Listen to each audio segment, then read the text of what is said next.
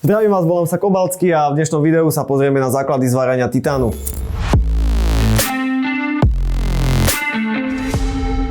Ak chceme zvárať titán, najskôr musíme vedieť, o aký typ materiálu sa jedná. Titán ako materiál sa rozdeľuje do niekoľkých kategórií, ktoré označujeme ako grady. Podľa výšky gradu vieme určiť ako z toho titánu a jeho vlastnosti. Vlastnosti sa tam väčšinou menia v ťažnosti a pevnosti. Ďalej, titán musíme pochopiť aj ako materiál pri zváraní. Titán má vysokú reaktívnosť s ovzduším, pokiaľ jeho teplota narastie na 400 stupňov. Už pri 400 stupňoch titán reaguje s ovzduším a oxiduje nám. Čiže pri zváraní je veľmi dôležité, aby zvarový kúpeľ a aj okolitý materiál bol krytý argonom, aby nedošlo k jeho degradácii. Pri zváraní sa titán chová úplne inak ako oceľ alebo nerez.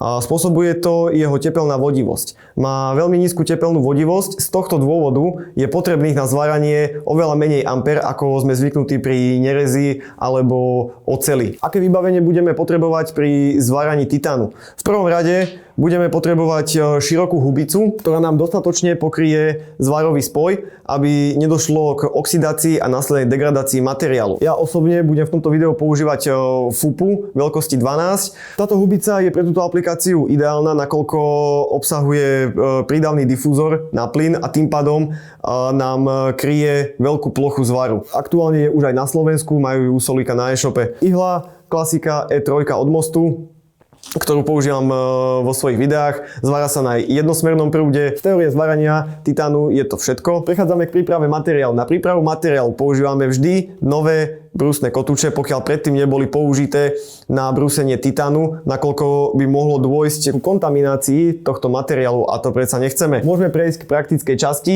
príprava materiálu. Najskôr si ho pripravíme, následne budeme zvárať v malých krokoch.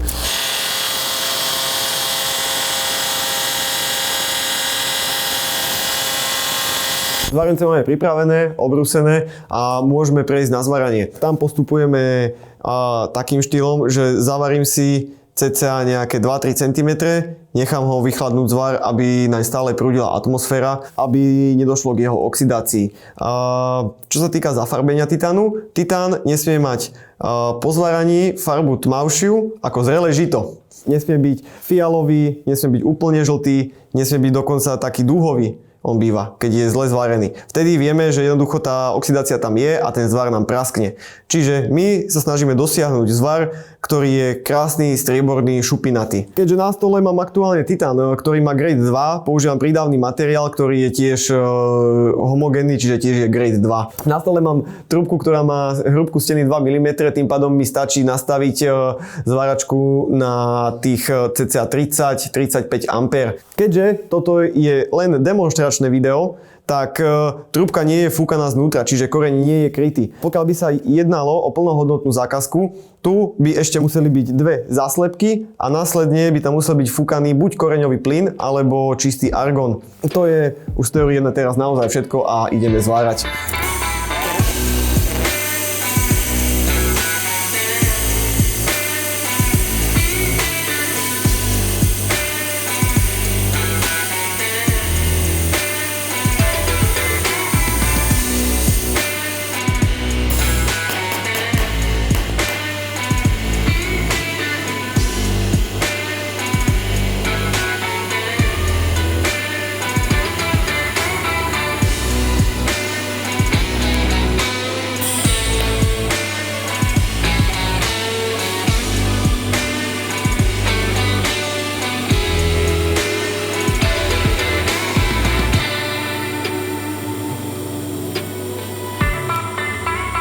Tu môžeme vidieť jednotlivé druhy chýb. Takže najskôr začneme s zvarom, ktorý je kvalitatívne výborný. Je to hneď tento zvar. Tu nevidíme žiadne sfarbenie, žiadne stopy po oxidácii, čiže atmosféra sa nám tam nedostala a ochranná atmosféra splnila svoj účel taktiež aj s širokou hubicou s prídavným difúzorom. Ďalej tu máme ďalší zvar. Tento v polovici je kvalitatívne výborný, druhá polovica by kvalitou neprešla, nakoľko tu už došlo k nadmernej oxidácii, čiže atmosféra nám podbehla ochrannú atmosféru a tým pádom nám zvar zoxidoval. Má vysokú pevnosť, ale vysokú krehkosť.